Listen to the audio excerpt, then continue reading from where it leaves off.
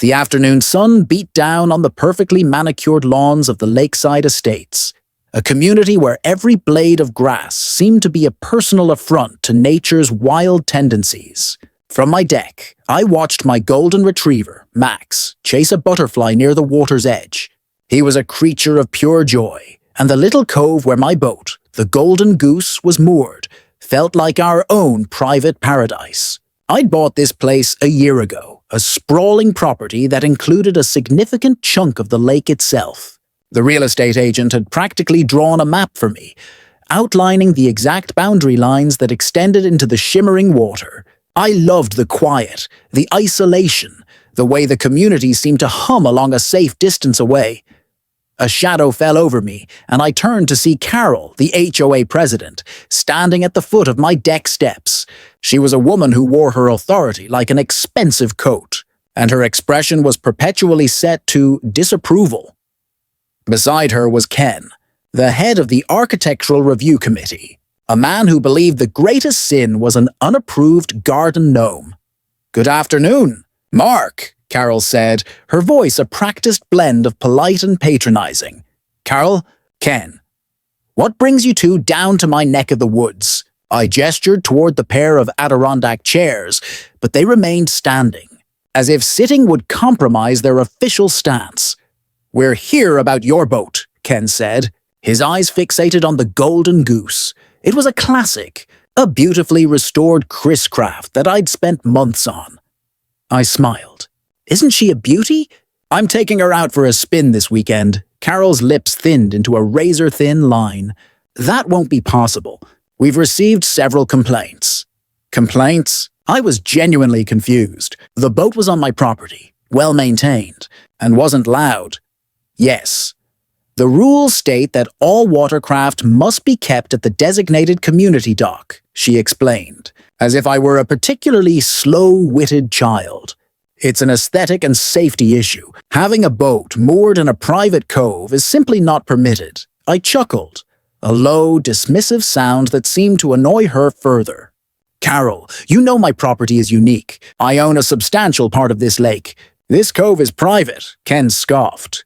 "Owning property that borders the lake is not the same as owning the lake itself. The lake is a community amenity for all residents to enjoy. The community dock exists for a reason." "Precisely," Carol added, nodding in agreement. "Your boat is an eyesore and a violation of the bylaws. We've given you a 30-day grace period, but if the boat isn't moved, we'll have no choice but to start levying fines." A knot of frustration tightened in my stomach. The arrogance was breathtaking. They were so sure of themselves, so convinced of their dominion over every aspect of this community. I thought about the deed, the intricate legal documents that had been drawn up to handle this exact situation. The original developer had sold off this parcel with specific riparian rights, ensuring the lake portion was part of the land deed. It was why the property had cost a small fortune, and why the previous owners had cherished its privacy. "Look, I understand you have rules," I said, trying to keep my voice even, "but you're mistaken about my property lines. The deed is very clear. This is my property, and everything within those boundaries is my business." Ken pulled a small laminated copy of the HOA bylaws from his pocket. "Section 412, Watercraft and Community Access. It's all right here. No private moorings. All boats must be registered with the HOA and kept at the community dock." He held it up like a holy scroll. "And what about the fishing club?" I asked, a new thought dawning on me. I'd seen them, a small group of men, including Ken, who would gather at a small pier on my side of the lake, just outside my property line. Carol's eyes narrowed. "The fishing club is a sanctioned community activity. They have permission to use that part of the lake. Permission from whom?" I inquired, the corner of my mouth twitching into a smirk. "From the HOA, of course," she replied, as if I'd asked the most foolish question in the world. I took a deep breath. This was it. The moment I had to choose between letting them bully me into compliance or standing my ground. The fines were real, and dealing with the HOA's legal team would be a pain.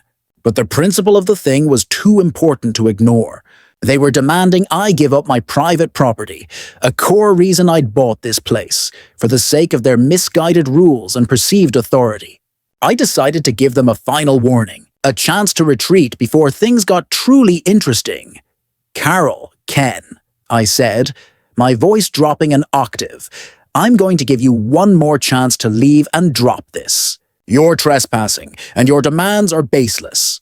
I suggest you go back to the bylaws and read them carefully, specifically the parts about private property and the limits of your authority."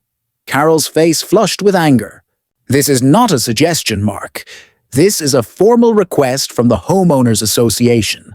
You have 30 days. "Duly noted," I replied, my tone icy. "Now, if you'll excuse me, I have a boat to clean. And Ken," I added, looking him directly in the eye, "I hope you enjoy your fishing while you can." They turned and walked away, their backs rigid with self-righteous indignation. I watched them disappear up the path, their figures growing smaller until they were just two specks of misplaced authority in my tranquil, private world. Max nudged my hand, sensing my tension. I bent down and patted his head. "Don't worry, boy," I whispered to him. "They have no idea who they're dealing with." I walked to the edge of the deck, looking out over the clear blue water of my lake, and smiled. The game had just begun. The 30-day notice from the HOA sat on my kitchen counter, a stark reminder of their misplaced authority. I'd let it sit there, a testament to their arrogance. My lawyer, a sharp, no-nonsense woman named Evelyn, had been ecstatic when I'd first told her the situation. "Mark," she'd said, practically giddy, "this is the kind of stuff they write legal textbooks about. You have them." I spent the next month ignoring Carol's passive-aggressive emails and Ken's glares from across the neighborhood. I even put up a small hand-painted sign near the water's edge that read, "Private Property." It was a polite warning, but it was largely ignored. The fishing club, a group of 5 or 6 men, continued to use the small pier on the eastern side of the lake, just a few feet from where my property line began.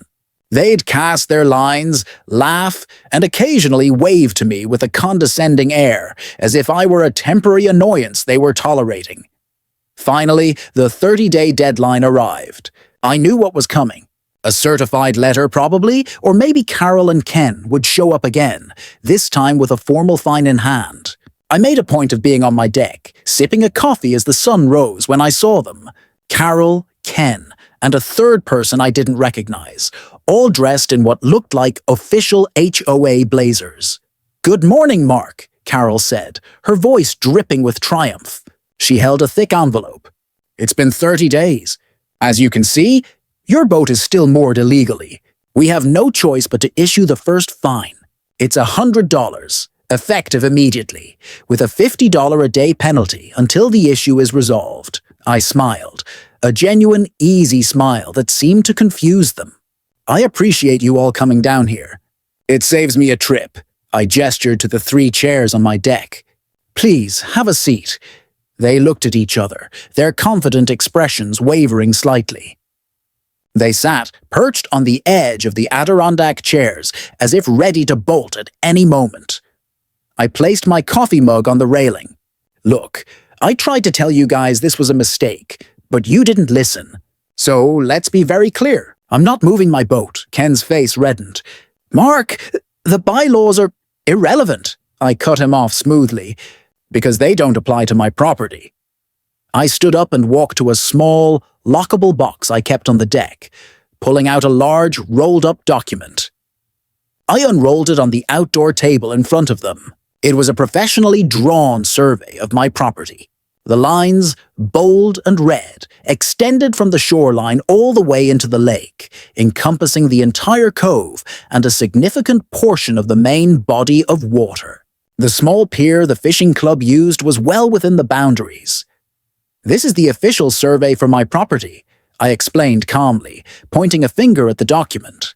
"As you can see, the property lines extend well into the lake. This entire cove, including my boat, is on private property. Your bylaws have no jurisdiction here. You can't regulate what I do on my own land."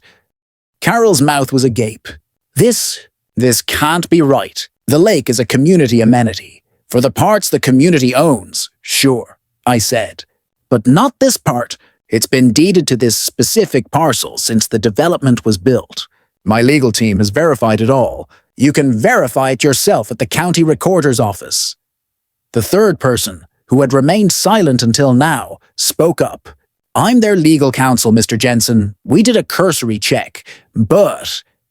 Then do a more thorough one, I said, a little more forcefully. And while you're at it, you might want to look at the trespass laws. Ken's face was a mask of disbelief. What are you talking about? I walked to the railing and pointed to the small pier. The fishing club? They've been using that pier for years, right? Well, that pier and the land it sits on are mine. They're trespassing, not just now, but for months, years even, from what I understand. The only one in violation of any rule here is your fishing club. Carol looked from me to the survey, her carefully constructed world of power crumbling around her. You're not serious. I am, I said, my voice as hard as stone. I'm exercising my right as a property owner. Your fishing club is hereby evicted from my land, effective immediately. I'm giving you 24 hours to remove the pier and all your equipment. After that, I'll be taking it down myself and pressing trespassing charges. I watched as the three of them sat there, silent, defeated. The check in Carol's hand, meant for my first fine, seemed to shrivel in her grip. The power dynamic had been completely reversed. They had come here to demand I comply with their rules on their supposed property, only to discover I was the one who had the authority all along. I walked over to the Golden Goose and ran my hand along the polished wood. Max came up and nudged my leg, sensing the change in my mood. The conflict was over, and as the sun rose higher over the sparkling water, it felt good to know that my home and my lake were truly mine.